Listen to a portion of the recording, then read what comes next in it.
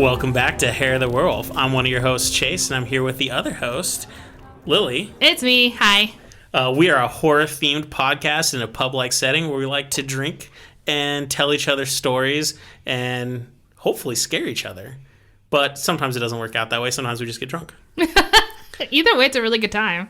So this is this our first or second episode after New Year's? It's our first. Yeah, this will be... No, we did one post-Christmas. Oh, I'm sorry. What was the question? So this, I think, is going to be our... It's our first of the year of 2021. So we're breaking into 2021. So happy 2021, everyone. And we're recording this in 2020, so as long as the apocalypse didn't take everyone out... I don't know. We still have, from when we're recording, which is, 2 days before New Year's Eve, that means there's 2 days left until the aliens. So you might not hear this recording at all. Who knows? We'll find out. So if you're listening to it, that's a good thing. I really enjoy that. Today's a little different. Today, I'm all listening because I don't have a story. She's got a good one for me. And you won't always have a story. And we kind of established that a long time ago. We said that a few episodes ago where you'll treat me. And you kind of went there for a while, like every episode you did. And I got to admit, I love it. But I know you have your own projects to do, and you're doing your own thing, so... Well, and another part that's really important is we're trying to get our podcast down to about an hour so that they don't last... That's like a pipe dream. I don't know if that's ever going to happen. But we don't want to waste too much of your guys' time. We want you guys to enjoy it, and we figure, make it sweet and short instead of, too drawn out. So sweet and short, 1 hour? Yeah, that's one sweet 1 hour short episode. Sweet hour. Yeah, we want you guys to be able to feel like, yeah, we can listen to an episode instead of being like, oh man, I don't have 3 weeks to devote to episode. So yeah, we'll see. Anyway, what are we drinking today, Chase? Well, we are drinking a seasonal from La Cumbre, the Cozy Living Hazy Dippa. And I've tried it. Have you tried it? I have not tried it yet, right, here, cheers. Let's do this. Mighty fine Dippa. It's good. It's got a perfumey quality. It's quite nice. It does.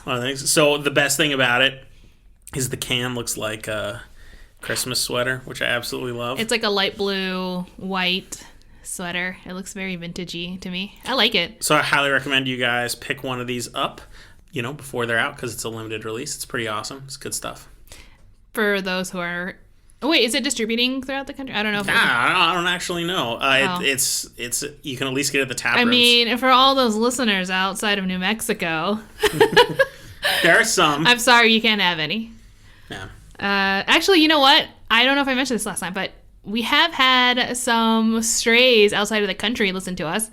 There was now 7 in the UK. I'm tracking this like you don't even know. 1 in Serbia, 1 in Norway. Almost all of them, there's like 2 people listening to us in Australia. And don't we have a couple people from Germany as well? Oh, and Germany too, yeah. Well, that's awesome. So for all of you out there, thank you for listening. We love that you're listening to us. We hope you enjoy it. Hope you keep listening. And if you have any things that you want us to cover, maybe from parts of the world that you guys are from, drop us an email. We'll talk about that at the end of the episode, and we'll look into it. We might find some really cool stuff to talk about. Yeah, if you guys have any crazy stories from your country that you're like, I bet they don't know this, and you're probably right. We probably don't. Let us know. And at the very least, we want to hear about it. Just because we love this stuff. So. Yeah, heck yeah. I'm pretty excited about that. Awesome. So I think, I don't know, if we have any other updates that I can think of. I don't think so. I can just jump into our scary story. Yeah, come on. Gotta scare me. Okay. Gotta scare me before the beer takes hold, because if the beer takes hold, nothing's gonna scare me. You're not even gonna pay attention anymore. Yeah, the only thing that'll scare me is a line at the bathroom. Ooh, yes, it's quite the line here at the Hair of the Werewolf pub. Here is the story for today. It is the true story of Veronica, the movie. Oh, in Spain? Yeah. Oh, I know. Have you read anything about that? I read a little bit after the movie because I wanted to know a little bit more about how close to reality it was. Yeah. Because there was some pretty creepy stuff in there. But to be honest, I don't even remember because that was years ago. It was when we first saw it, it was many years ago. It's a pretty good movie, though. It is a very good movie. When I started researching, I was really surprised how creepy it was. So I hope it really resonates. And this was actually reported by the police, right? It's actually an official story. So half my story is that, and then probably another half is just like other interviews, the family, friends, things like that. It always excites me when these stories are considered official in the sense that they're recorded by police officers and whatnot. Like my UFO story last week was the same way. It makes it more interesting because it's like they didn't have a good explanation at the time, but they had to report something. It's awesome. Basically, I agree. All right, well, the story. The name of Veronica, who was in the movie, her real name, Estefania Gutierrez Lazaro. Her name wasn't even Veronica? No, it wasn't even Veronica. But I think Veronica might have been more easier for us to remember. I don't know. Yeah, I guess because... it might as well just been Mary then, or like Maria, or something like that. Well, you said her name was Estefania? Yeah. Yeah, that would have been a hard one to put as the title. Because a lot of English speakers would just trip over it because they don't... Estefania, yeah. I mean, I guess you could call it Stephanie. Estef. Estef infection? That's so rude. Okay, there we go. So Estefania was 18 years old and lived in Madrid, Spain, in an apartment on Calle Luis Marin, number 8, which is her apartment number, in the neighborhood of Puente de Vallecas. I'm going to remember all of that. Well, you better, because it's just something that you have to know. This story is considered to be one of the most important paranormal phenomena because it was the first paranormal case that was officially documented in a police report. In Spain or in the world or what? So they say Spain for sure, and then a lot of places said the world, but really it's hard to tell. I don't really know how to confirm that. Anyway, I'm going to say the world. So here's the beginning of the story. Some people believe that it started with her grandfather. In 1990, Estefania's grandfather was in hospice, and so the family decided to go visit him, despite the fact that their grandfather absolutely hated them. In fact, in one of their last visits, or in fact the last visit to their grandfather, he whispered in Estefania's ear, "If I can't harm you in this life, I will do it in the next one." Woof. That's... What an asshole! Is he really... I guess he is the grandfather, but what a jerk. I don't know. Can you really think of anyone you wouldn't want to be part of your family? It's like, yeah, fuck old grandpa. He's just a little bastard. Well, I know, like, family's family, but in the same time, if he really hates you that much, aren't you doing more harm? So if you did care about him, maybe you wouldn't visit him, knowing he hated you so much? That's true. And I totally understand that argument that family's family, but I also think there should be an addendum that family's family as long as the love goes both ways. I guess that's just like friends. I don't know. Well, yeah. If you have a family member who's just truly evil and hates and doesn't care about the rest of the family, it's really hard to just say, oh, they're family, we should be nice to them. But that's just a me thing, I guess. Yeah. Yeah, I guess so. I still think he's... a jerk. Yeah. So, fast forward a little bit. And one of Estefania's boyfriends died in a motorcycle accident. Obviously upset, the girls decided to try to communicate with him through a Ouija board. Of course they did. Of course they did. This was the 90s. They'd probably just seen The Craft as well, and they're like, we can do this. They should have stuck with light as a feather, stiff as a board. Well, but that's what you do to warm up for the Ouija board. Oh, God. You gotta channel your powers. You gotta warm up those fingers. Yeah, gotta get them ready. Gotta get ready to find out which boy has a crush on you. Oh my God. Ask the spirits. Oh man, well the boy's dead, so. Well, hopefully that's not who they were asking about, but yeah. Well, they were trying to communicate with him. If he had a crush. Oh. not that. I knew they were trying to talk to him. Yeah. In March 1990, that's when they decided to... that was around the time, I guess, that they decided to do this. One of the friends snuck in the Ouija board to the school. However, she didn't have a planchette. So when they got everything ready, they actually went ahead and got a glass cup.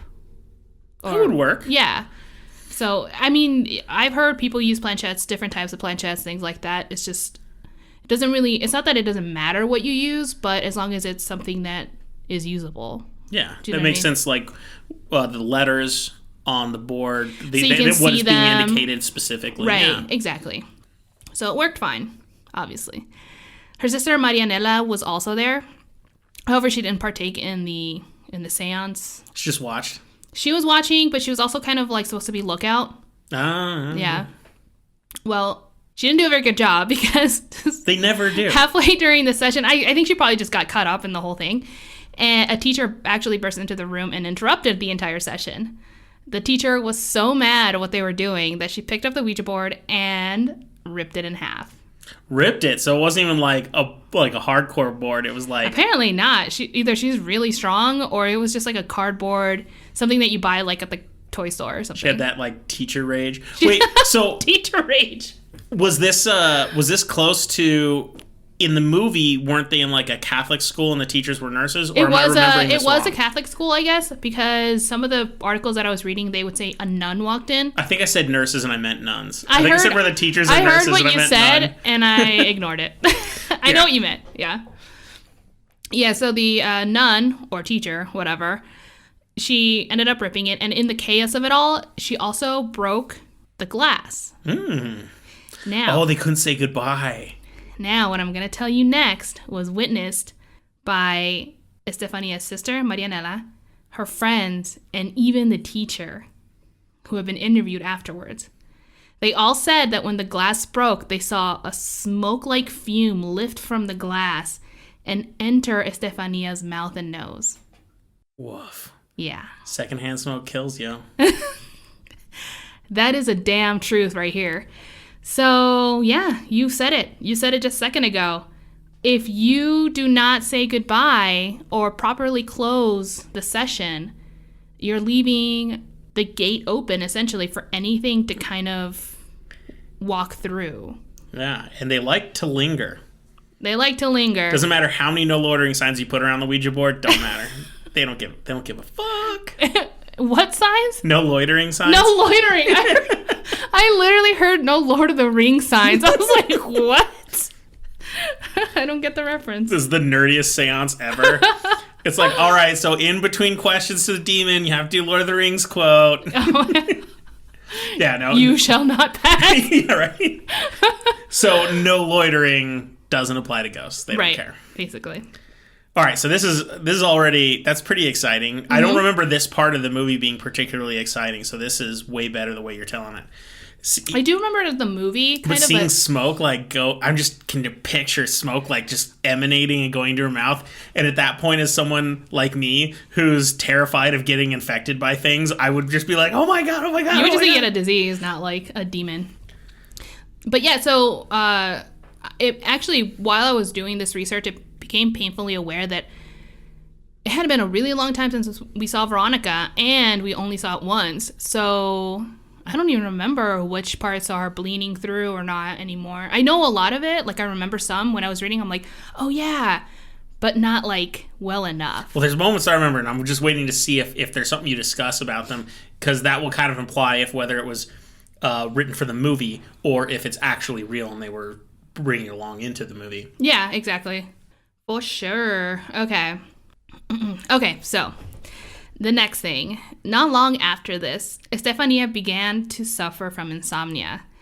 When she was able to sleep, she was having horrible nightmares. So her sleep patterns were really being disturbed. And obviously, if anyone, doesn't matter who, this would really eventually affect your behavior. Yeah. So her symptoms worsened and she began to hallucinate shadowy figures as well. She described them as dark, shadowy figures who would sometimes wear cloaks.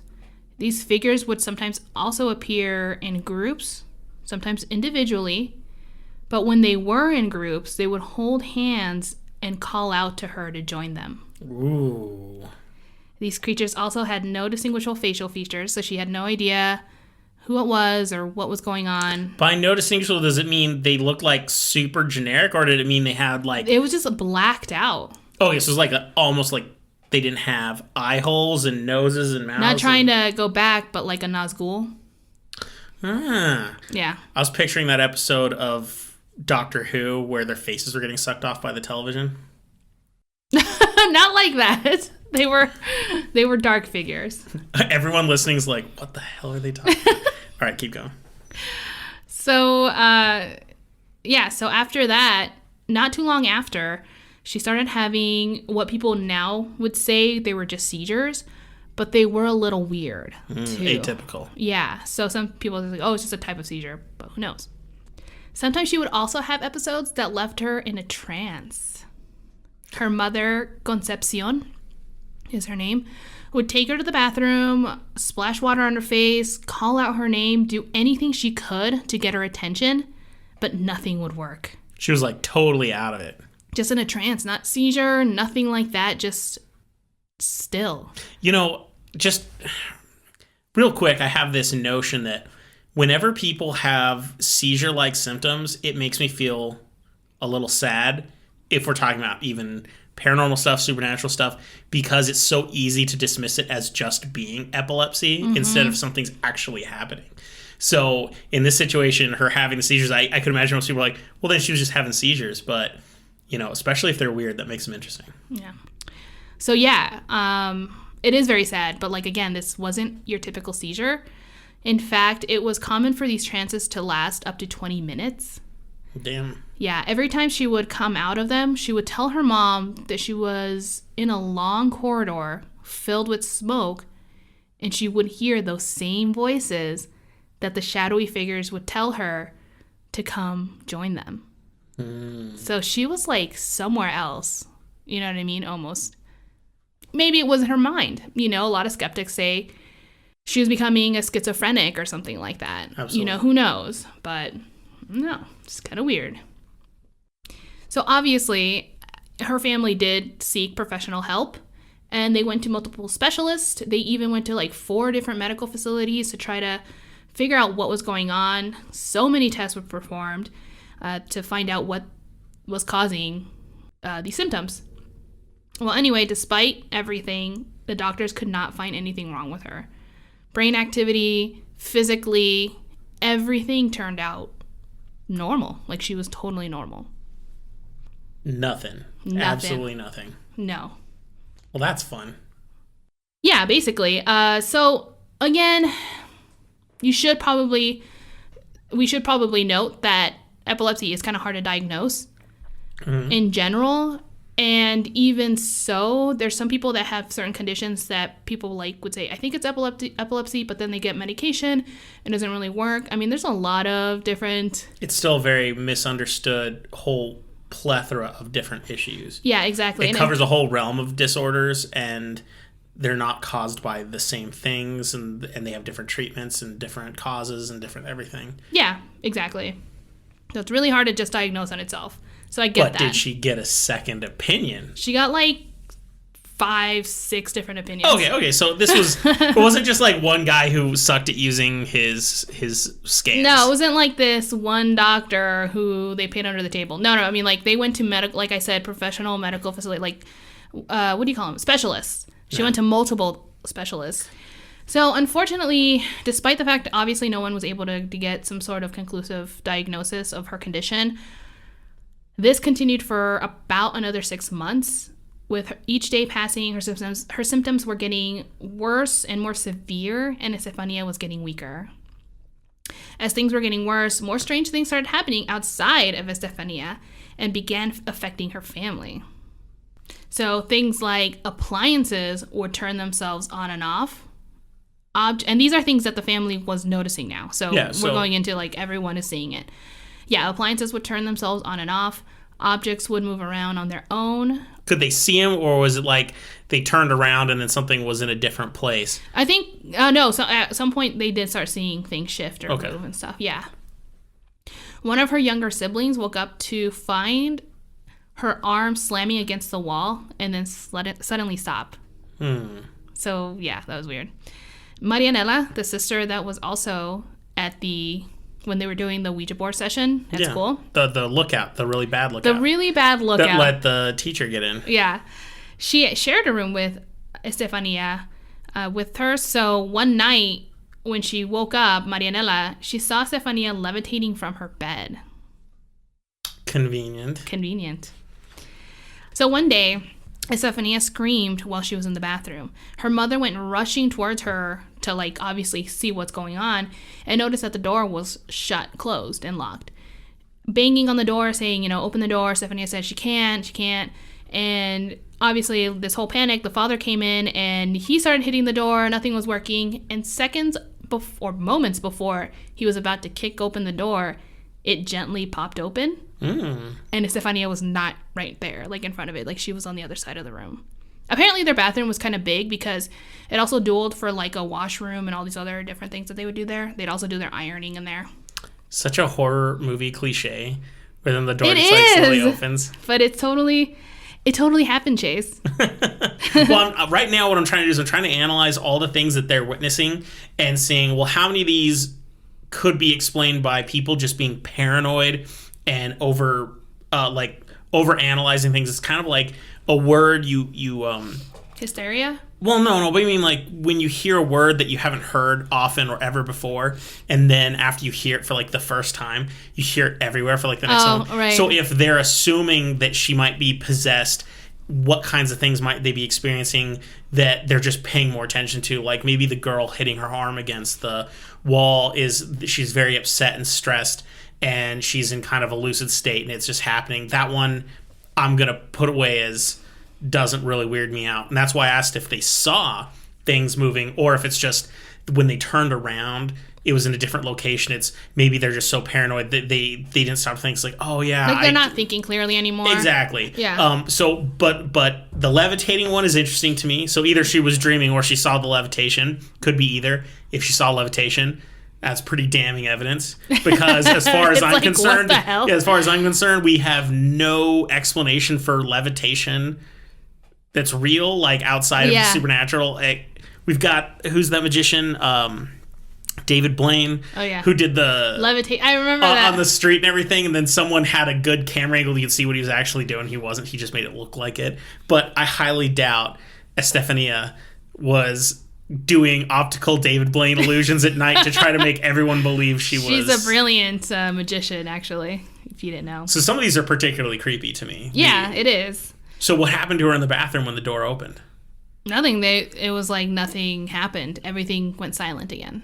And was she just sitting on the other side of the bathroom? Yeah. She was like where she was, because like I said, it was like it was a room where they did a lot of their like laundry and stuff like that. It was also a bathroom, but they also did ironing. So it was like a place where they cleaned dishes and stuff. It was like a multi-purpose room. But was she unconscious? Conscious? Was she hurt? Was she distraught? No. I mean, no more than usual, because I mean the girl's having seizures all the time. Yeah, no, she's in a rough place. Yeah, so okay. No. I was trying to see if, like, when they open it, you saw her, like, clawing against the wall and there was blood everywhere and she was screaming, like... No. Sorry, my brain's in total horror movie mode, so I'm just trying to find out. Yeah. No, nothing like that. So let's see, where were we? Oh, so in early August, Estefania reached a peak and had one of the worst violent episodes she had ever, I guess. Ooh, it gets worse. It's great. Yeah, so it does get worse. She actually attacked her sister, getting very violent, and ended up hurting her pretty bad, all the while foaming at the mouth. Oh, fun. And then collapsed on the ground and had a violent seizure. When she finally came to, she had absolutely no idea what was happening. Like, she completely changed her demeanor. And even her parent, like, I saw actually a few interviews with her mom and dad on YouTube. Yeah. And yeah, a lot of the times they talked about it, it seemed like she became two different people. Well, and there's a lot of things that can cause that, including, if I'm not mistaken, a form of schizophrenia, even some people with certain types of seizures that can happen. Regardless of what it was causing it, be it a possession or any of these things, none of them are good. Mm-hmm. Something's wrong. That's a problem. However, I want to talk about the foaming for a second. Okay. Why? All right, so, and I'm asking this to all you listening to this out there. Think to yourself, when's the last time you've seen someone or yourself foam at the mouth? It is a very uncommon thing. I don't think it's ever happened to me. I've never seen it with my wife. I don't think I've seen it with anyone in my family. I've only ever seen it in movies, and usually it's Old Yeller. Old Yeller, yeah. So foaming at the mouth is a really bad thing. It shouldn't happen pretty much ever. No, it's kind of like this rabidness, like you're just something's salivating going on. And you're intense. Yeah, I have no idea, but it's really gross. Okay. Hey, in The Rock, the movie, when they were dying from that green virus, oh yeah, they were all foaming at the mouth. That's true. They were having a good time. That was a pretty violent death, actually. All right, so I'm totally over the foaming at the mouth. I just want to point out that so far is probably the creepiest thing I've heard. That and breathing in the smoke from the broken glass, that messed me up in my head a little bit. Ah, interesting. I'm learning more and more what things scare you. Infectious things, even if it's a demonic infection, it grosses me out. Well, a lot of people claim this is a demonic infection. Oh, sweet. Yeah.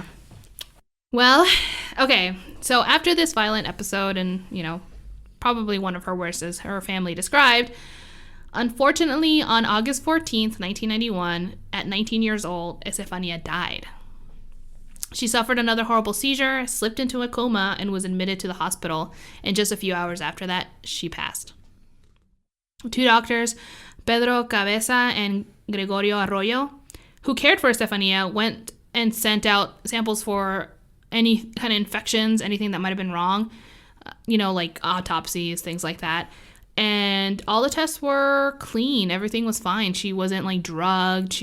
There was no a lot of people said it's probably a black mold infection that's making her crazy. Oh, right. There's a lot of things that it could be environmental. It totally sounds like something I would say though too. You would. It's the black mold. We have had mold effects. Oh, we've had a bad mold situation when we lived in Italy. Yeah. Holy crap! And that was actually slowly killing us. But anyway. That's a story for another episode.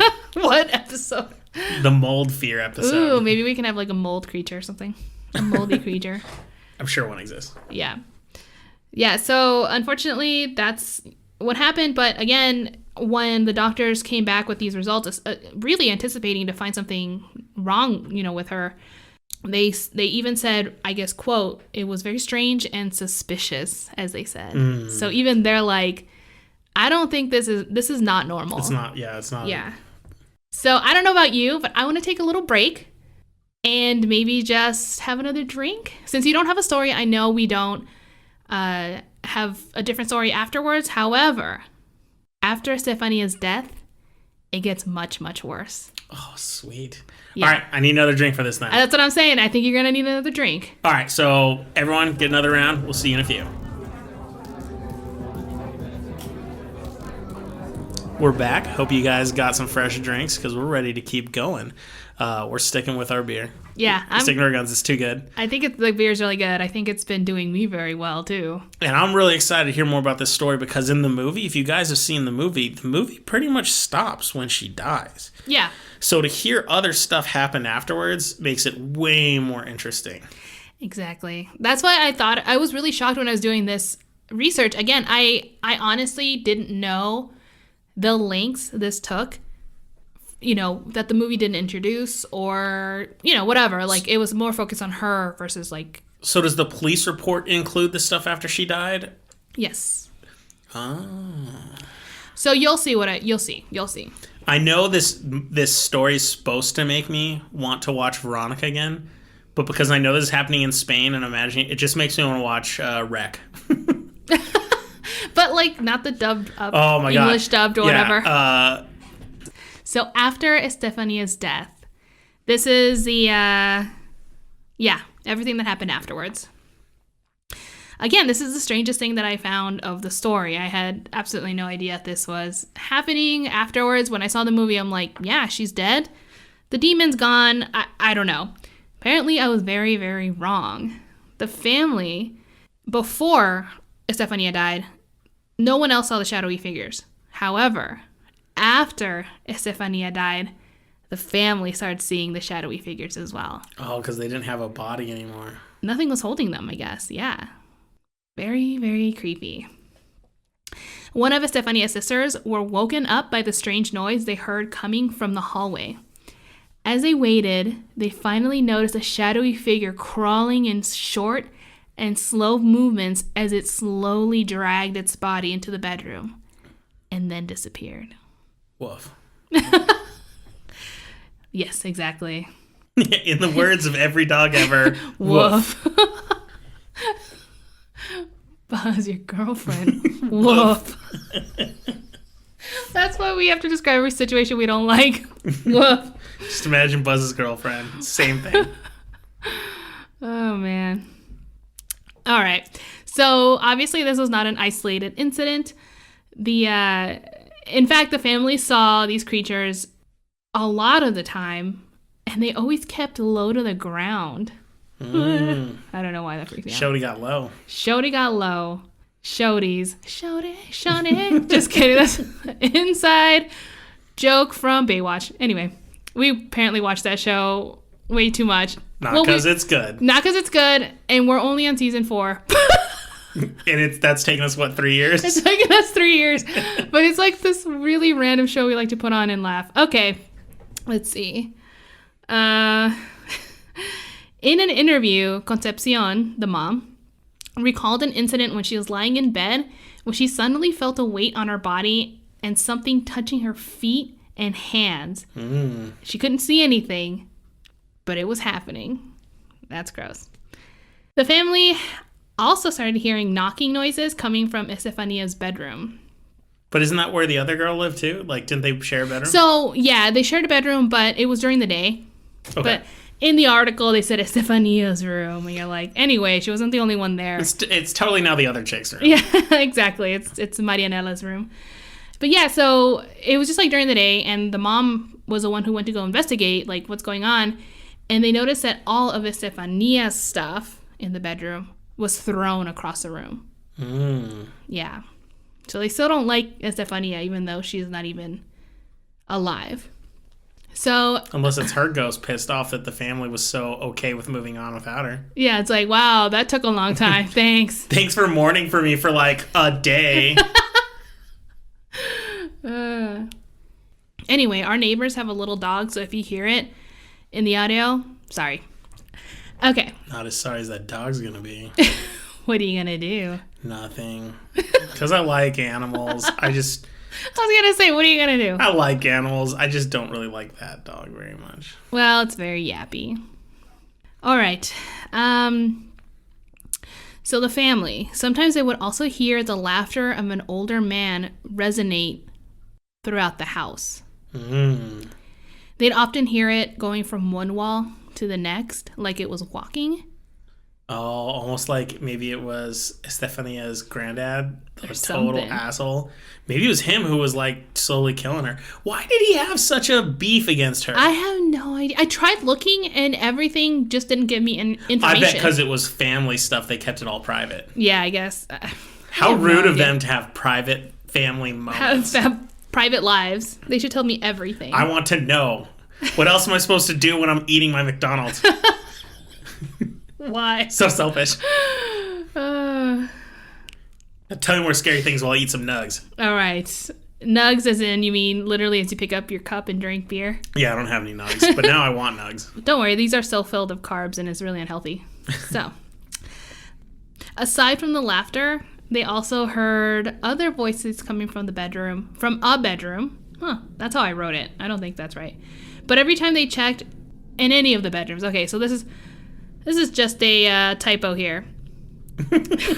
Sorry. What's happening here is that I've obviously had one too many beers.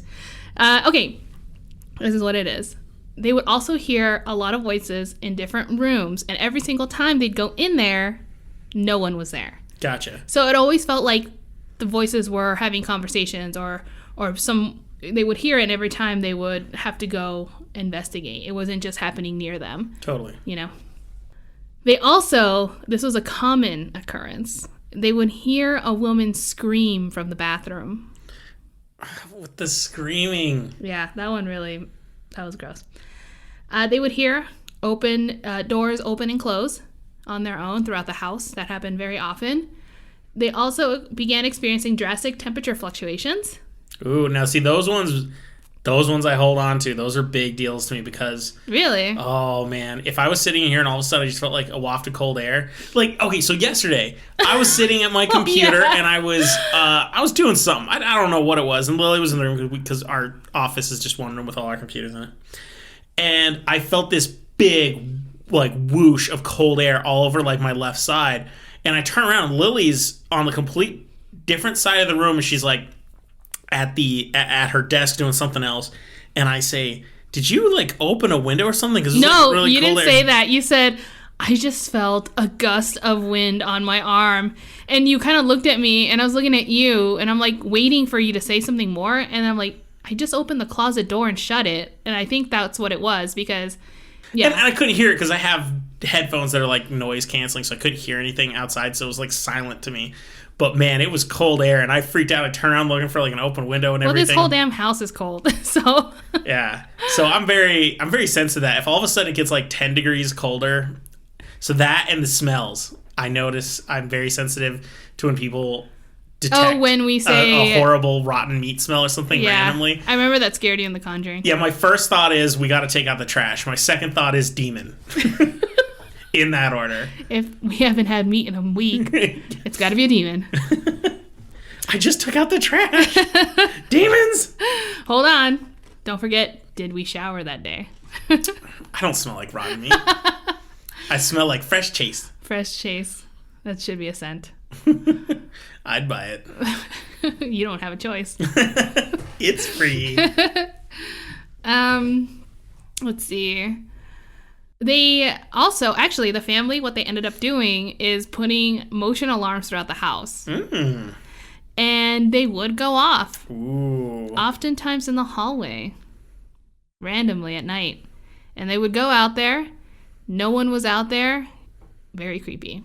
So I think the most important question right now is when is their lease up? I know. Because if I were them, I'd get the fuck out. But here's the thing. The problem is that all this stuff started happening not too long after Estefania died. So they were also mourning. It wasn't like years later. No, it was like the next day. They were still struggling with an incredibly horrible loss. This family just lost a sister, just lost a daughter. Yeah, it's rough. They couldn't just like be like, anyway, well, let's also move. And now they're losing sleep. Yeah. Okay, so other things that happened to the family. Maximo, the father, was playing with his younger son, the youngest son, when suddenly the child was lifted in midair and thrown across the room. Aw, poor baby. I know. I was like, wait a minute. Like thrown across the room. Yeah. Rude. Are you sure he wasn't just like saying that to the mom and Kim was like, no, we weren't roughhousing. Totally a demon picked on the throw him. It was the demon. What are you talking about? We weren't playing soccer in the house, I swear. And those things that are broken, demon also, obviously. Oh, totally demon. Oh, and the demon made me forget your birthday. And I also ate all the Cheetos. Demon. Demon ate the Cheetos, I meant to say. The demon made me eat the Cheetos. That's why my fingers are orange. Actually, he made me feed it to him. I didn't even eat them. It was awful. Can you buy more Cheetos? I'm getting a message. He needs more Cheetos. All right. So the family, after all these things happened, obviously at some point they did decide to seek help. Like paranormal investigators. Well, of course, wouldn't you? Yeah, priests would come by, psychics. I mean, they really just opened the door and they were like, anyone and anything. And you know most of them were wackos. Who knows? I don't know. I'd be so nervous to let these people into my home because even though I bet some of them are legitimate, like they're good at their job, they take it seriously, I think most of them are going to be crazy people. Very possible, yes. But anyway, so there was this one investigation that is on YouTube. It was just a clip of it that I saw, so It wasn't the whole thing, obviously. But I saw a video where a medium comes in. So it's in the apartment? It's in the apartment. Oh, so you got to see what it actually looked like. Oh, I'm jealous. No. Hold up. I wish to. Trust me. I wish I saw the apartment. It was just like a scene of the medium. And I think she was sitting down in some room or whatever because she became possessed. Yeah. She looked Was she looking for Cheetos too? She was. I saw her mouth. It was all orange. Just kidding. I was like, was it frothy or orange? No. Which one scares me? Which one makes me hungry? I know. Ugh, I hope neither. But anyway. So the medium looked very angry and was kind of fighting her partner, like the other investigator that was there. Okay. The entire time. And, the guy that was... So it was a woman medium, and then there was a guy that was like standing in front of her, kind of like shaking her. Okay. And he was yelling, "Return, return," because she was like totally gone. Fuck. And she was being possessed. Yeah, that was interesting to watch at like midnight. Okay. So the medium, after all of this was done during the kind of like talk time when she's trying to explain to them what she experienced and everything, confirmed that the grandfather was haunting the family. But so that bastard had come back. He certainly did. And could very well have been what killed Estefania. Possibly. Very possible. That's a theory, I guess. Especially from this medium who is the one who said it. Am I the only one who's really pissed that we don't know why the grandpa was such a jerk? Like, did he have a reason? No, it bothered me. I kept looking. Now, I looked at a lot of articles and I was kind of combing through for different sources and stuff, and I couldn't find anything that said that. Although I saw many say that the grandfather didn't like them and that it could have been him and stuff like that, but not a reason why. I don't know. Maybe he's just an asshole. Sometimes people are just assholes. What a prick. Yeah. I hate this guy. I hate that. Well, he's dead, so don't worry. Well, except apparently I should still worry. What's wrong? I guess you do have to worry. Don't worry. He'll just like possess you and throw your belongings and kill people and... I guess you can't say, good, he's dead, I don't have to worry about him. Apparently, you never know. I guess you do. Just remember that, people out there. If you're ever thinking to yourself, when they're dead, I don't have to worry anymore. You might have to. That's not true. Be careful. Yeah. So, yeah, like I said, that's what the medium said. And and she also said that Estefania's spirit was also in the house. Was it, at that point, malevolent? No. She was there because she was constantly preventing the grandfather and other entities from harming her family, like, to an extreme. Oh. So she was kind of a protector. Well, she got the shortest end of the stick. Not only do you get possessed and get screwed, now you have to protect everyone else from the same thing. Like, you don't even get your time off for good behavior or anything. You're fucked. Time off isn't a job. Well, I guess it is. It sounds Every like time a job I to me. I'm like, well, it's not. Oh, it is. That's exactly what's happening. Yeah, I'm just really smart. You're so smart. So smart. Don't be stupid, stupid. Another thing that they... Don't be stupid, stupid. I have no idea why that makes me laugh. Because it's awesome. Oh my god, what is happening? This is like the most scariest non-scary telling of this story, because there's a lot of scary shit here. It's coming off super disrespectful, and I apologize for that. I actually feel really bad for this girl. I do too. Whether or not it was an actual possession or not, she had a really, really bad it fucking sucks. time. Like, yeah. Her death was unfortunate, and it was really hard. I mean, this girl wasn't much older than us, and if she were still alive today, older. We're much older. She was only 19. No, I mean when she was born. So if she hadn't have died, she would have been in her 40s right now. Yeah, she wouldn't be 40s. That much older. So this is a very recent event. This happened in like 1990. That's not that long ago. I'm pretty sure. So she would have been in her 50s then, because she would have been 20. You said she was 18, right? 15 when she was 18. She would have been. Hold on. Yeah. So that's 40 years ago. So she'd be 58. Yeah. No, that was 30 years ago. Okay, so hold on. She'll be 48. No, I know. But yeah, she'll be in her late 40s, I guess, because she was 19 in 1991. 1991. Okay. If we go with that, so 1990 was 30 years ago. So add 30 to 19 minus 1, you've got 48. The math checks out in my head. But that's not that long ago, and I think most of our listeners were alive in 1990, if very young. I was very young at that time. So this is pretty recent, and so this is very sad. It's very unfortunate, and no matter what happened, we feel really bad. So when we laugh, we're laughing because we're dealing with the terror. It's not out of disrespect. Honestly, I was like researching and stuff. I'm like, I don't know how to make this funny. And I don't. My intention was never to make anything funny, but that just seems to be the trend of where we go. We make things funny so we can deal with how stressful and scary these concepts are. I was convinced. I'm like, this is going to be a very serious episode. I don't think we can like make fun of this. Well, we're not making fun of it. Not making fun of it, but like laughing. I guess I don't know. So anyway, respect to them. We're not trying to be disrespectful. This is how we're coping with it. Yeah. We always definitely cope things with humor. I don't know. And drinking. And drinking, too. So, obviously. Healthy reactions. We're like an alcoholic Chandler. Oh, yeah. Merge. Oh, Oh, man. No one's going to get our references, and they're just like, what the fuck is wrong with them? I think a few people will. Probably the people who are listening that we know. My special friends. Our special friends. Let's see. All right, so she's protecting the family from asshole Grandpa the Great. And other entities is what the medium said. So he's not alone. He brought his posse. It appears as so. Another thing that happened during the session, an EVP recording of a female voice was picked up. It said, "Cuidado con el abuelo. Beware of grandfather." Fuck. I listened to the recording, and it sounded like shit.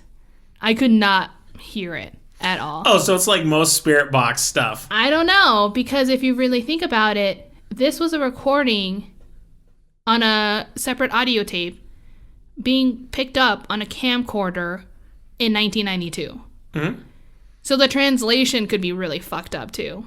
That's fair. Yeah, the camcorder, the video itself is old. Yeah, I'll take that. So it's already distorted. Yeah. And then you're translating on whatever, and I'm not saying like, 1990s, good times to have shit quality recording, but just what you would require for something that's sensitive. Okay, so I'm taking what you're saying to heart, and I'm believing it. You're making some good points. It did sound distorted. But let's also point out that these people were recording stuff intentionally. It wasn't like they had their Walkman and they were trying to record stuff. Like, they had recording equipment. And to say that we do Walkmans record stuff? So Walkmans, and if you have a Walkman that can record. And usually I never had one of those. Usually they would have an inlet in. They'd have like an audio inlet, or they had a. You can plug something in. Or they had the radio. Some of them. Yeah. Some. I don't know if they were the specific Sony branded Walkmans, but portable cassette tape players. Some of them had record. I know because I had one. But also if you had Mr. Rich Guy over here. Oh, mine was like third hand by that point. It was a beast. But also if you even just had one of those old stereos that had the little cassette tape in the middle and little speaker on the left and right, they had a record so you could record the radio. But if you weren't listening to the radio and you just hit record and you talked into it, it would pick up your voice. It would be quiet, but it'd pick it up. It just has to do with how the recording equipment works. Yeah, and it was what the purpose was. So this was like a handheld recorder. But this was I know the 1990s seems like a long time ago, but to say we didn't have good recording equipment in the 1990s that even consumers could buy but when you see wrong. The video, it was a handheld voice recorder. Yeah. Those things, it was small. 1990. Yeah. It was not the best, but that's what they brought. It was for like memos. It wasn't for to pick up demon voices, okay? In this case, it was Estefania's voice. And, again... it was her? I thought... So it said a female voice. They think it is because it said... What did I say? So this could be a big assumption. Because what she said was... Beware of grandpa. Cuidado con el abuelo. Beware of grandfather. Does that mean possessive, like her grandfather, as opposed to just a generic, like, evil dad is coming? Like, she says, our dad is coming or something like that? Well... I don't know anyone who says it that way in general. Like, when someone's going to possess me, I'm like, here comes daddy. No, that's not a saying. Okay, that sounds like a really creepy scene for the movie. Like, can you imagine, like, a demon was going, here comes daddy? You're that's how you're making it sound. What I'm saying is, like, it was obviously the grandfather, and it was probably Estefania that was referring. Okay. Yeah, that's the assumption. Could you imagine, honestly, though, on a serious note, could you imagine getting, like, an EVP or whatnot, and you're hearing someone who just recently died that you're mourning, you hear their voice? I couldn't handle. I think I'd have kind of like a life-altering episode. I would just burn the whole place down.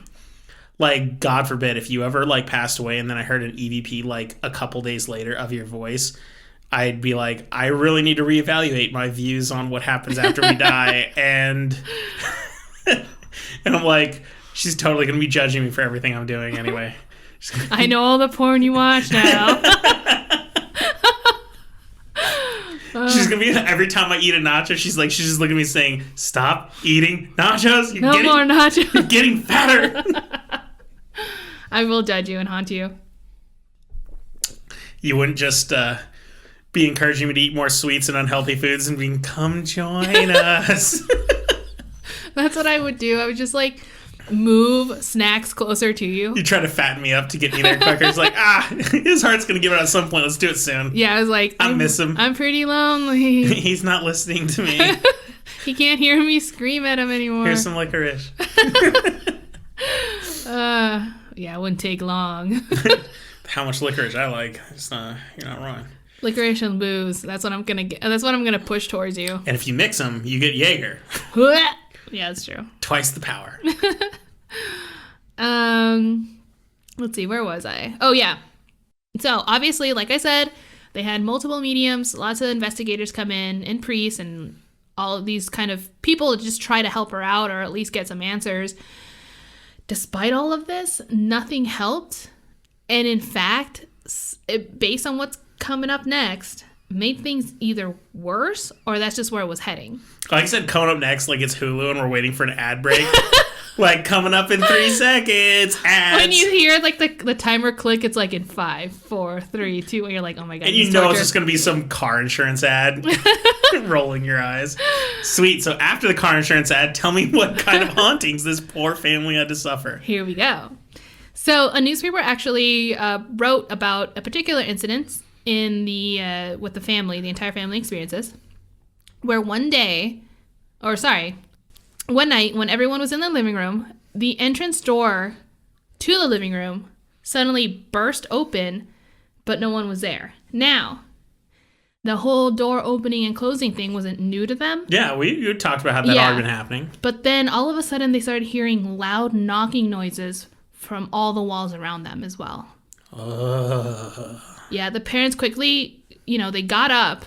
That was in the movie, I think. That sounds familiar like it was in the movie. It would make sense if they made the movie to incorporate the stuff that happened before and after to incorporate. Okay, it was probably like a mix. I could be wrong. If anyone's seen this more recently, I was going to say you should email us and let us know, but I think because of this, we're just going to watch it. You and me are totally going to watch it the next couple days. Yeah. Anyway, okay, keep going. Okay. So yeah, the parents quickly got up and they went towards the door and closed it because it's all chaos now, obviously. You know what I mean? Like, there's knocking noises coming from the wall. They're hearing things. And so they kind of barricade the door to hopefully stop whatever they feel impending is coming in. Fun. Well, they were right to try to close it because the door swung open with a violent windstorm force that pushed everything back, including the family, which was thrown across the room. Now, when I say thrown, I don't think you mean like, oh, they were like sideways and hit the wall. I think they were like taken aback kind of thing. Okay, so all of this just, I'm just going to say this. This is making the Enfield haunting that they covered in Conjuring 2 look like child's play. This is heavy stuff. Yeah. Oof. I mean, if we're assuming all this stuff is true, this is heavy stuff. I mean, everyone in the family sticks with these stories, so I don't know if they're all in it or not. So a door swung open, they all got pushed back with like a tremendous force. Yeah, like a wind that they feel like some sort of like heavy wind force that blew that, that hit them. I don't know. So. And then it just left them alone? No. Well, I think after that it did calm down. Like, it was just kind of trying to attack them. I mean, a lot of these things are just kind of episodes. Like, they're things that happen and then they just stop. It's not like all day long. They have like a tornado of stuff happening. You know what I mean? It's just like every once in a while there'll be a dramatic thing going on. Ooh, here's one that I was like, nope. One day, Concepcion, the mom, reached down to pick up a picture frame that she saw lying down, face down on the ground. When she turned it around, she noticed that it was a picture of Estefania, but the picture itself was scorched. Ooh. It was burned. And upon further investigation, they noticed that the frame and the glass were not damaged at all. So the picture just burned underneath? Yeah. But even then, it's a picture. Who would do that to but what is a picture of your own family member that just died? But it's a picture. And a picture is such a recent thing. If if you think about like demons and whatnot who existed long before pictures, like, but what makes the picture vulnerable but not glass and a frame? A lot of people believe pictures capture an essence of you. But that's what people believe. That doesn't mean anything. I mean, but that has to come from something. You have to believe in a demon too. No, I know, but I mean, glass and the materials made of a frame existed long before. So a picture is a very new thing, and the idea that I don't know. I'm having a hard time wrapping my brain around that, but that's okay. All I have to say is, if this family like had anything to do with her death, as the doctors kind of were like, things are suspicious, then I guess they wouldn't have a problem with scorching her face picture, you know what I mean? And then planting this evidence and telling people about it later. Then I guess that would be like the worst family on the planet. Sure. But I don't think that's what's going on. I don't think they wanted their daughter to die. I don't think, you know, her siblings wanted her to die. And I don't think after she died, they would want to burn a picture of her. How sad would that be? Of course. So something weird is happening. No, I agree that something weird is happening. I guess I'm just having my trouble putting my finger on it. It's kind of like when you watch those movies where like demons have infested like social media platforms, and they apparently have better control over webcams than our computers actually do. And I just all demons, that stuff weirds me out. I mean, spirits and things like that. Obviously, the only reason why we can capture them on recording devices, things like that, is because that's how they gain their energy as well. If it's not through people. Okay. It's just like easier for them to manifest, I guess, if we're talking about in the world of all this stuff. Sure. Yeah.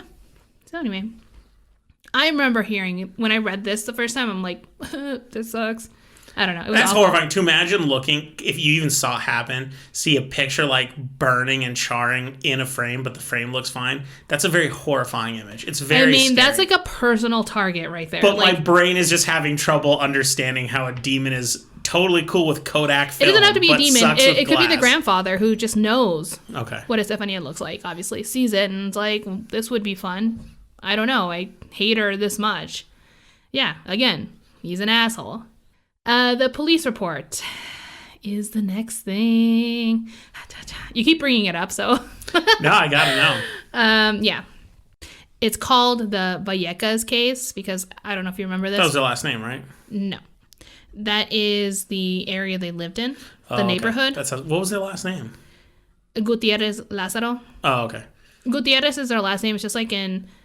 the only reason so all of you listening, I'm terrible with names. When I meet new coworkers, I don't remember their name for weeks. So yeah, I just bad with names. So here we go with the police report. On November 27th, 1992, over a year of Estefania's death, the cops received a phone call from the father, Maximo. And Maximo explained over to the dispatch that their family was in danger and that there was someone in their house. There was a lot of chaos in his speech, and they were trying to figure out what was going on. And the more he explained, the more skeptical they were becoming, obviously. They even said, is there anyone else that we can talk to? Like, whatever.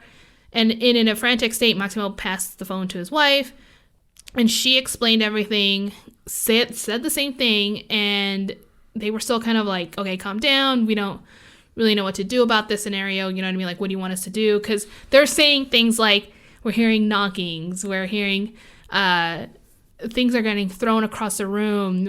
All these different horrible things that are happening. And this very particular night was very violent, apparently, enough for them to run out of the house. And so they actually passed the phone to the kids. And the kids are trying to explain to them and saying the exact same thing. Sure. So I think at this point, obviously, despite the fact of whether or not they believe them, they're like, look, there's kids involved. There's some people can be unhinged. We need to find out if everyone's okay. Absolutely. So they definitely send out police. So upon arrival, the officers noted that the family was outside waiting, obviously. I mean, they weren't calling from their cell phone outside because there were none. Sure. Well, I mean, there were, but you know what I'm saying. They didn't have it. Not for your average person. Yeah. And so they noted this because it was very incredibly cold that night. It was in late November, and they wouldn't do this on a happenstance. Right. If they were like, okay, they're trying to like record everything what they're saying, because if something was going on, they wouldn't just wait out there for however long. Anyway, Eventually, they were like, okay, so let's go back into the house. And the family were like, okay, we'll go in with you guys. As long as you guys got guns. Yeah. And... I mean, I don't know if you can shoot air, but I guess you can. And it's an I'm apartment. an American. A gun just makes me feel better, apparently. Yeah. Yeah, that is some false security, my friend, in this scenario. Yeah, so they go into the house, and the officers were there in front, like, leading the way. Well, upon entering the house, they kind of investigated. Nothing was going on. And Maximo and an officer went into the bedroom. And what I didn't mention before, I forgot I left this out. One of the lead investigator of this case was Jose Negri. And he was there with, I guess, 5 other officers that came down. So that's important to know because of, what we're going to talk about. So anyway, Maximo and Officer Negri went into the bedroom. And while the other officers, there were 2 officers that I guess were still in the living room, and then other ones that were kind of outside investigating, kind of seeing if they saw anything suspicious outside of the apartment. Absolutely. Well, while they were in the bedroom, both Maximo and Officer Negri, they heard a loud bang against the window that led to the balcony in the master bedroom. They heard the heavy object roll on the balcony floor like it was a heavy boulder. Mm-hmm. So the officer immediately went out there to investigate to see who was out there, and he looked around to the ground, looked at the glass. The glass seemed fine despite how heavy it sounded, and there was nothing. So we now have cops who are not suffering from the traumatic loss of a child or anything like that, or even the assumption that there's a possession and they're seeing weird stuff now. Right, exactly. This is the evidence that Chase likes. This is the evidence that makes me excited. This is your meat and potatoes. Because I can't just whimsically push it away like, oh, they were really sad or anything. This is more interesting. Things that are coming out of reports. Yeah, that, So, obviously after this, the officer was like, okay, let's go back into the living room and come back with everyone. And he asked, Officer Negri was like, hey, did you guys hear any loud bangs while we were in the bedroom? And everyone's like, we didn't hear anything, which was very weird for them because it was loud enough where they would feel like everyone else would hear. Mm. So it almost feels like this experience was designated for them. It's a yeah. I don't know what words to use, but like it was tailored specifically for them. Yeah, that's how I describe it. Channeled to them, maybe. Yeah, transferred. I don't know. I'm picking words here. I'm just trying to find out. Okay. Yeah. This is interesting. Wow. Now that they were all in the living room, strange occurrences started to occur yet again. Party never stops. They created their own party, apparently. Here, I have a section from the report, a translation. Ooh. So are you going to read it in Spanish and then translate, or are you just going to read the translation? Oh, I'm not going to read it in Spanish, don't worry. I just like hearing that sexy Spanish. No, this is a long one, so bear with me. I'm with you. Here we go. Quote, we were found amidst a rare and mysterious situation, that being seated in the company of the family, we could hear and observe a perfectly closed cabinet door, something which we verified afterwards, opened suddenly in a completely unnatural way. This started a series of suspicious events that were witnessed by the chief inspector and the 3 other officers present. Now, these are different quotes taken from, so it's not like a complete paragraph. They're just segments of the thing. So here we go again. That was end quote. Another quote. While still in the state of shock, a powerful noise came from the terrace where we could probe. There was no one present. The suspicious event then increased in quantity and severity, taking the investigation up to the unexpected level. End quote. Another portion. Quote, moments later, they could hear and see that on the tablecloth on a small telephone table, there appeared to be brown stains, which the chief inspector identified as drool. Brown drool. End quote. I'm assuming it was maybe like slimy. He's not testing anything. He called it drool. We don't know what it is. I think he meant like he had like described as such, not like droolish. He's like, this is drool. No. Okay, cool. Another part. Quote, during the search of the room of the home, the phenomena which we have been referencing was observed. a wooden crucifix rotated and was ripped from the wall. Oh, no. One of the daughters picked up the crucifix from the wall and attached it behind the door in the room. Suddenly and strangely, 3 scratch marks appeared next to the cross. End quote. Okay, that's really fucked up. That is so fucked up. So we can assume that this demon is of a Christian denominational persuasion, meaning he's anti-Christian. I think these demons are ancient, and they know what scares us. That's a good way to look at it. That's a really good way to look at it. I've always assumed it was like, so we're assuming that other religious possessions... They weren't born when Jesus was born. They're like, now. No. It's like, they're just like, this is... See, that's a very... This is a good way to invest. It's a simple but creative way to look at it. Just like... Yeah, I mean, it's like I said, it's not something I invented. It's something that like was obviously already considered, where demons will do anything. They'll lie. They'll say anything they want in order to get you scared enough to infest. Absolutely. That's what I hear. So keep going with that investigation. So that was all I was not able to. I didn't really look into a lot more, but I don't want to spend this whole episode quoting the police report. If you really want to know more about it, I highly recommend you looking it up. If you have a good site, we'll try to link to it. We might not be able to provide a good site, but if yeah, I guess you're right. If we find something good, we'll link it. If not, it might just be worth it. The one that okay. All right. Well, although that is the end of the quotes that I decided to include. Now, although this was not in the section of the report I read, the family had accounted other parts that they later described as well during that night.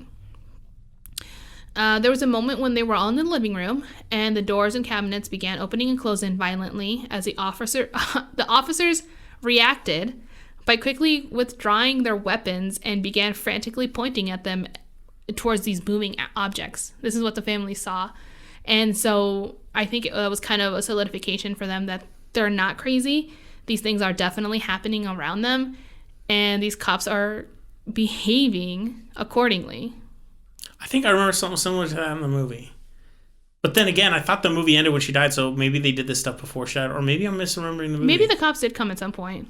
Yeah, cops were there in the movie. They happened, but I can't remember if they showed up. I don't remember. I thought she died at the end. I don't remember. It's been so long, so I might be misremembering things, but I remember cops being there. I remember cops freaking out. Oh. Well, so other things that happened that night. One of the officers noticed that while they were standing in the hallway, that right outside the bathroom area of the house, there was some strange red goo in random areas, like on the wall and even on the furniture. Now, the family said that they've never seen that before. And that in general, they avoid that section of the house, and they don't try to go into the bathroom. Like, they don't linger there anymore. Because remember how I mentioned before? With the door. That's why they did a lot of their chores. Like, they would go in there and, like, do laundry and stuff like that. They, like, just stopped going in there altogether. Unless they, I guess, had to use the restroom. Room, yeah, so the family admitted, they're like, I've never seen this before, but we don't go there. Going to the bathroom already sucks. Can you imagine, like, if your bathroom was haunted? You're like, I don't really want to go to the bathroom because there's a demon in there. It's true. But if you're scared, maybe it'll make you go faster. It's like better than Metamucil. It's like you just need a possessed bathroom.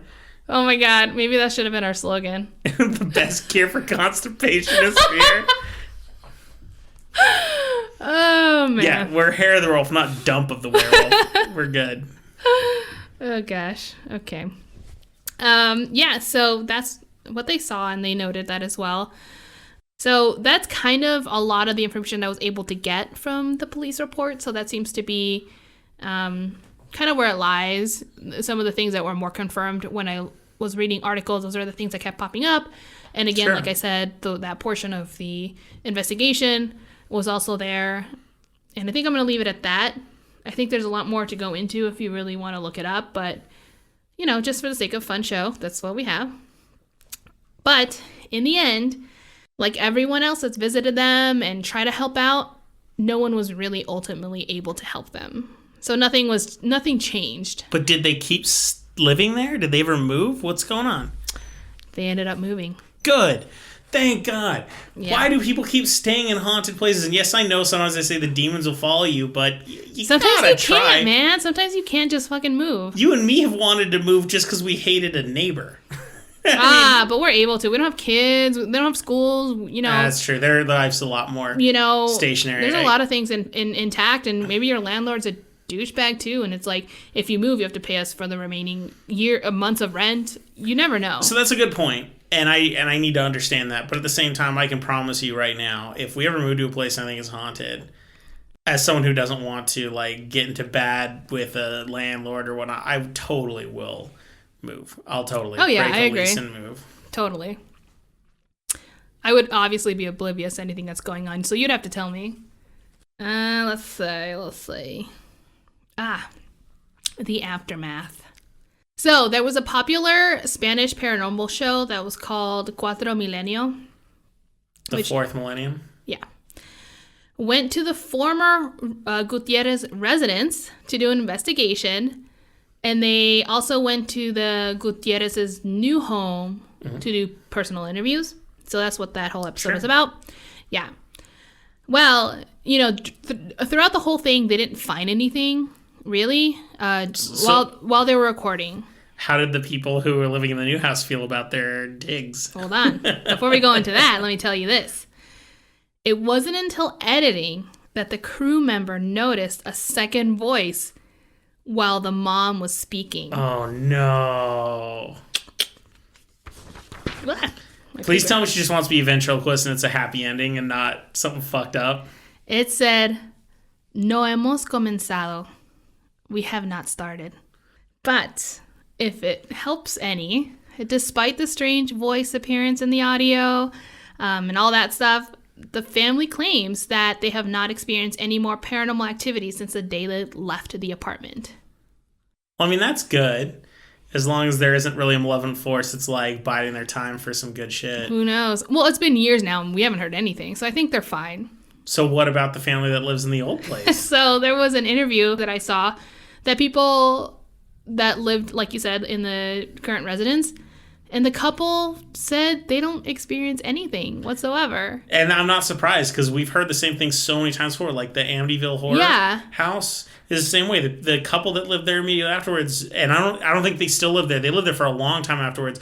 They never experienced anything. I think the house has changed multiple owners. And I believe them. I mean, not because they're trying to hide something or anything like that. When you see them being interviewed, they're really adorable. They're just kind of like shy and they're like, no, I don't know. Sometimes we hear the neighbors though, and trying to make a joke, but you know what that's like. Sometimes they're just leaking blood through the walls and screaming at us.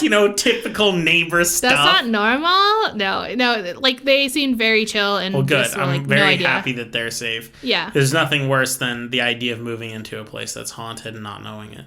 Exactly. And that, my friend, brings me to the end.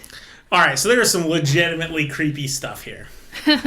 I still can't get the image out of my mind of the smoke emanating from the glass. That is so interesting that's the part really that got you. Bothers me because it's like she breathed it in. Yeah. I don't know. Maybe it's the whole airborne COVID era we're living in right now, but it really, that messed with me a little bit. And the fact that the grandpa was obviously described as being so evil, but we don't know why, makes it even creepier. I feel like I don't know too many people who had such hostile people, like family members that they actively try to still be friends with. Yeah. Or let me just put it this way, anyone that's willing to talk about it. But I don't think it's uncommon. So I just feel like... Yeah, that's probably fair to say. You know what I'm saying? So I think there are people who are in your family that you don't like. And then sometimes you end up, encroaching in their space anyway, or True. Or trying to hopefully get some sort of human aspect out of them that maybe will make them feel better, especially when, like I said earlier in the story, Estefania and her family, they visited them in hospice. So I don't know, I wouldn't say exactly that they were hanging out all the time. Exactly. It was more like, let's see him one more time. And in the events of doing that, he was just maybe coming to terms and was like, I hate you guys. And then all that hate. And then when he died, you never know. Maybe he was just a really bad person. I'm not saying he's not. I'm just saying, you never know. Interesting. trying to think of all the other things that really bothered me. You know, whenever I hear about levitation, that obviously bothers me. But I love that the police witness some stuff. That makes it, that adds a level of legitimacy that I think is particularly interesting to the story. Right. Always like when you have official accounts. I know, it's like your favorite, like the army people, but I don't know if that was a good one. It's because there's still people, and they're obviously going to be subjected to the same fears and superstitions that all people are. I'm not saying that because they're officials, they're different. But I am saying because they have to do things like file reports or write them in an officially specified way, that it discourages a lot of weird types of information we put in there. Like, I thought this, or I felt this, or I wondered this. Yeah. They have to be a lot more objective. And so they can say, we witnessed this, we do not know what happened. And having to be so professional and formal is what makes the investigation a lot more interesting. Does it open it up for more skeptical explanations? Of course it does. But the idea that cops who were not related to these people, who came into this situation where people were feeling things that you could easily say, oh, they have the trauma of a lost child, and they're dealing with some mental anguish, that when you have cops come in who aren't dealing with any of these, and then they see something, you're just like, oh, okay, maybe shit is happening. And from what I keep like reading as well, it doesn't seem like there's all these interviews from the cop. You know, it wasn't like this one cop who's like, I'm doing so many a crazy guy interviews and trying to get rich or something. I'll tell you everything you want to know. No, it was like, whenever he was asked by it, he's like, it's in the report. Do you know what I mean? Like, this is what we saw. I love it. We wrote it down. Do I think he probably regrets it? Maybe a little bit. But I don't know if they were thinking that at the time of everything that was happening. You know, this is a unique experience. Isn't like, you know, even when a cop gets a gun drawn to them, or they're in like a very hostile situation, it's hard to keep your composure. Absolutely. Right? Absolutely. Because we're humans. Now imagine a paranormal situation that they've never, ever in their lives think that even existed, and having to just pretend like it didn't happen. Yeah. Well, I remember from the movie there was some big to-do about a mattress, like black marks on a mattress. Yeah, I remember that too, the pictures. And I think at the end of the movie they showed what were allegedly supposed to be pictures from the actual apartment, and one of them was of the mattress. I don't really remember, but all I know at this moment is now I'm pretty interested to read up a little bit more and jump into it. But see, those pictures, they said, and I think if I recall correctly, were from police pictures? Yes, they were. I think I remember a picture of the policeman actually holding the mattress up. It was on the ground and he's holding it up. So if that's the case, then there has to be maybe some of that like reddish goo stuff that I was talking about. Weird coloring. And the reason it couldn't have been when she died, because she died like in a hospital almost 2 years before, or a year before. Man, this was happening for such a long time. God. Yeah. Can you imagine being haunted and having to remember your poor dead daughter for an entire year, not because you see her beautiful picture or you just remember how much you miss her. None of the reasons that most like people mourn. What we all do, yeah. But the reason you're constantly reminded is because your house is haunted. Holy cow, that's heavy. Those poor people. I'm so happy they're not dealing with that anymore. Yeah, I was gonna say, if there's any peace, maybe now they can, you know, get a piece. Well, especially now. Obviously, it's been so long. As long as that other voice was not real, and you don't have a bunch of demons ready to pop out. I'm not saying nothing because I don't know, but it's almost because like while they were filming, they didn't get anything. Maybe they heard something, and that's how they interpreted it. Totally. You never know. You know what I'm saying? Like, what's going on there? Because get what you can get. I didn't hear that splice of audio myself, so I can't judge it myself. So that was a good one. This is actually probably one of the scariest ones you've talked to me, which is funny because I actually knew the story from the movie, or I knew the Hollywood version of it. Yeah. This is one of the scarier ones. There's some good stuff here. It's the poor girl. There's some stuff here. So demonic possessions are definitely something I'm particularly scared of. And that's what I was kind of banking on. I knew you would think this one was creepy, and I will admit that when I first started to research this, I was getting a little freaked out because I'm like, wait a minute, there's more than one person who went through this or just the family. You know, it really hit hard. I'm like, what is happening? We all know how to deal with things that annoy us. You know, if you've got an annoying coworker, you know where to go so you don't eat lunch with them. Or if you've got, like, someone in your family's bothering you, you can just go to your room. Like, you can get away from it. But when you've got a demonic possession, you can't escape it. It's there. Yeah. And a lot of times they talk about how if you move, it doesn't go away. These people, looks like the moving might have helped them. So I guess one of the big things about a demonic possession that bothers me is that there's no obvious escape. Right. So there is none. And, you know, especially, like I said, you're mourning, you're not in a good state of mind as it is. So it's very easy, maybe, just because, like, I've heard this before, where if there's some sort of evil entity or a demon, something like that, it's easier for them to infest you, to, like, get into your lives, to feed off of you, things like that. I don't know. I don't really know. I'm not a demonologist or anything like that, but I do like to read about it, and this is what I know. I like to know fun stuff and tell you about it later, Jace. Well, I'm glad to be your little guinea pig. You're welcome. So I guess that's what we got for you guys today. Yes, that's all we have. And next week, we're going to have even more. So if this is your first time listening, we should be available on most major streaming sites. And if there's any one that we're not on, but it would make your life easier, you let us know. And we'll try to get on there to help you out. It shouldn't be a big deal, but we haven't really reached out. It doesn't seem like a concern these days. So, Absolutely. Yeah, like I said, we're on most of them. And if you ever want to tell us a story... Oh, yeah. We have a email address, hotwpodcast@gmail.com. If you want to share a story, we will tell it on the show. Or if there's a subject that you want us to research and tell it oh so well on our show, we'll be happy to do so. Yeah, we're really excited to see if you guys have anything that's interesting for us as well. Yeah, we're always open for suggestions. Actually, there's one suggestion that I haven't done yet and I feel really bad about now. So I'll probably do it next episode. That'd be great. Yeah, from a friend. I'm pretty excited about that. Yeah, I am too. Well, I know I'm not done drinking for the night. I hope you guys aren't either. We never are. But if you happen to be listening to this tomorrow with a hangover, just remember that the best cure for a hangover is fear. Bye. See ya.